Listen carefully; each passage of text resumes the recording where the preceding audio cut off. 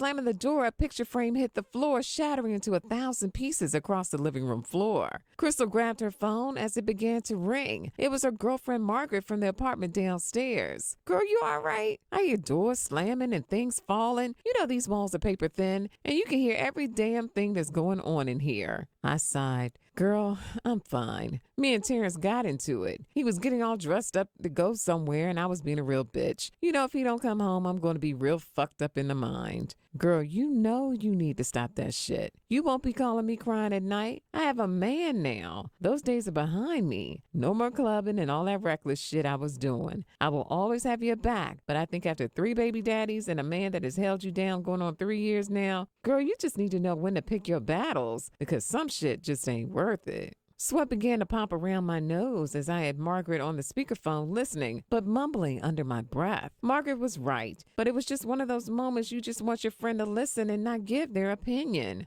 My emotions were real sensitive in this moment, so I just stayed quiet until Margaret finished her Girl Do Right sermon. After about 15 minutes of pure silence, and Margaret could see I was hardly responding to her, she paused and said, "Girlie, you still there?" "Yes," I responded. "Oh, honey, you must be on fire with me and just didn't want to hear my shit today. Okay, bad friend today, girl. Let me be quiet and let you talk." I laughed and continued to repowder my face, talking to Margaret. "Girl, you're completely fine. It's not like what you were telling me isn't the truth anyway. So I think I'm just all up in my feelings and really didn't want to hear no shit like that today." Margaret laughed and said, "Oh, girl, for real? I just have to ask you this question. What if today was the last straw? What if Terrence don't come back? What are you going to do?" Honestly, there was a sensation brewing in my stomach as Terrence stormed out the door. I guess you could call that woman's intuition, but that shit came far too late. Why could I not know I was going to wake up being a bitch today? How could I not see that coming? I had 1,000 thoughts and emotions running through my mind, and I sighed deeply and answered Margaret. "Girl, to be honest, I would not be shocked if he didn't come back. Sometimes I think I hit below the belt a bit too much. My mom used to be that way. When I think about it, it's obvious I'm doing this shit all wrong, acting too much like my mother because she could never keep a man. I ran 8 men away and I have 3 baby daddies and 6 kids. Girl, all I know is I would be deeply hurt and might need some time to myself to recover. I think that's where my anger comes from. I go from relationship to relationship and I haven't healed from the last one."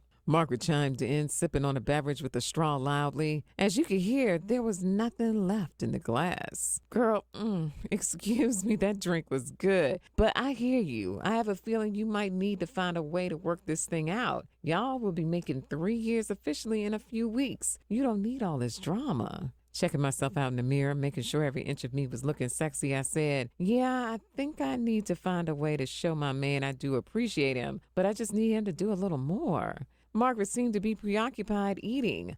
"All right, girl, I think I'm going to let you go because this burger's calling me." I laughed and we said our goodbyes. After hanging up the phone, I gathered my things and walked right on the pieces of what used to be a picture hanging close to the entrance of my apartment. I